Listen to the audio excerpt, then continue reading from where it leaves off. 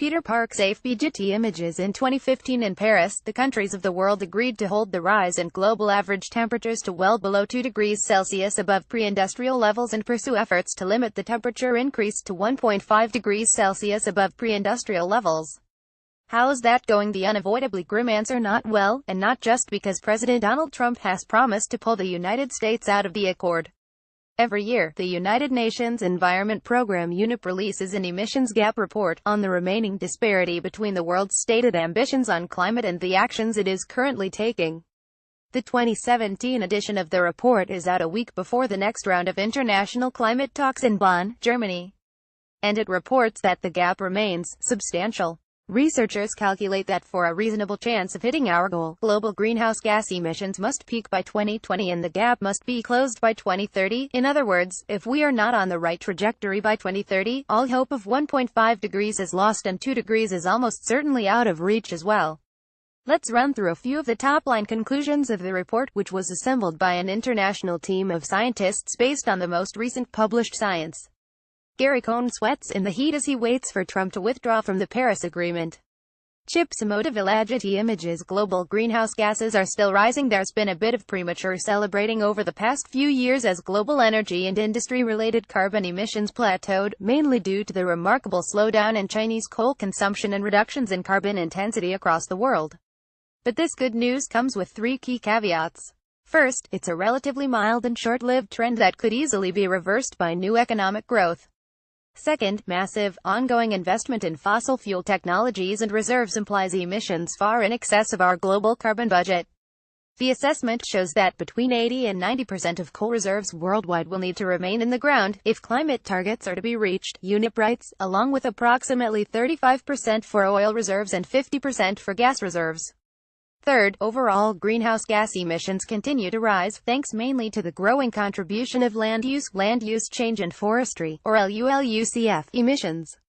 Here's a chart. On the right are global emissions from fossil fuel use and cement production. As you can see, they have plateaued over the last 3 years. On the left, LULUCF emissions are included, showing a continued slowing rise.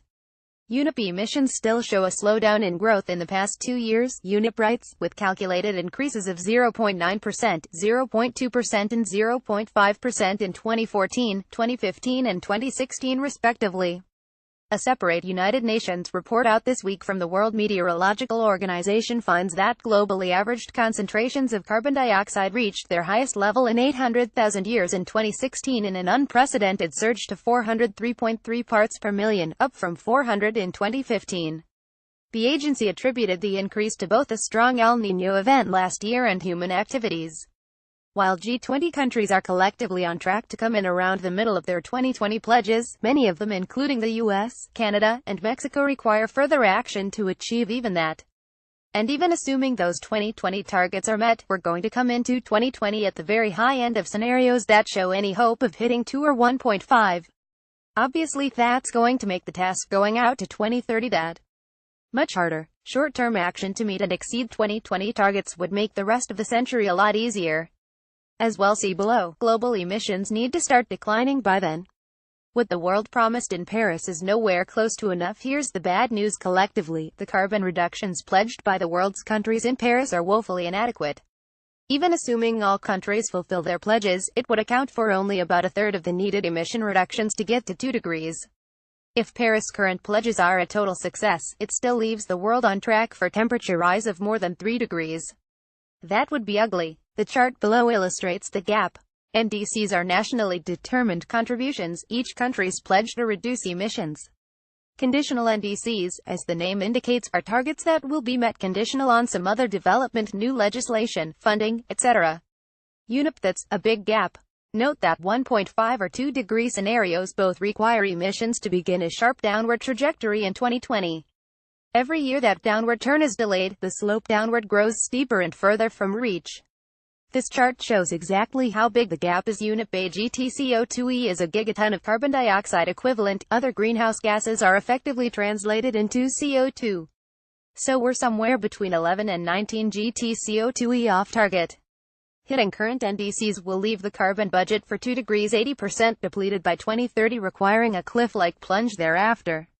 The carbon budget for 1.5 degrees will be gone by then. It's entirely within our power to turn the situation around. UNEP writes that the gap can be closed before 2030 by adopting already known and cost-effective technologies, often by simply adopting or adapting best practice examples already deployed in the most innovative country contexts. The report contains a systemic, bottom-up review, walking through 6 sectors: agriculture, forestry, buildings, energy, industry, and transport, and showing the mitigation potential of each. This kind of bottom-up approach typically finds greater mitigation potential than the typical top-down integrated assessment models I'm usually used to calculate these things. UNEP finds that the 2030 emissions gap could be closed entirely with measures that cost the equivalent to $100 or less per ton of CO2, often substantially less. Together, cost-effective measures in those 6 sectors could reduce emissions by up to 36 gt CO2 a year by 2030, easily closing the gap. So, a global $100 carbon tax could save the world. Cool. As a side note, it is interesting to compare this 6-sector-focused Paul Hawkins drawdown project, which takes a similar bottom-up approach but ranks a broader set of solutions. Among other things, the UNEP report misses the extraordinary potential for female empowerment, family planning and education of girls in the developing world to slow population growth and thus reduce emissions. A few other topics of special interest. The UNEP report is capacious. It takes a close look at a few areas that are of particular interest to current climate policy debates, if you want to dig deeper. Chapter 4 examines the potential of non-state action, i.e., action by cities, states, provinces, and non-state actors like corporations. Though it makes a great deal of these actions, it finds overall that their potential is of the order of a few gt CO2e in 2030, over and above current NDCs. It acknowledges, however, that it's difficult to know how these non-state pledges overlap with NDCs and good data is currently difficult to come by. It encourages non-state participants to formalize their reporting in subsequent climate negotiations.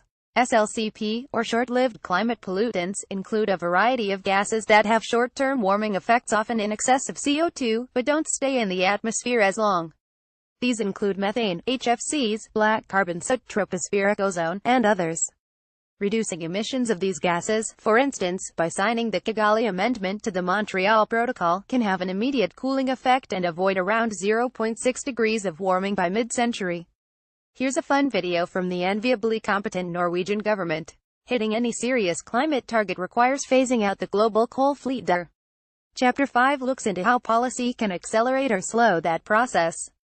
Without additional policy interventions, UNEP warns, the number of coal-fired power plants will continue to increase. The report spends some time assessing a range of carbon removal technologies.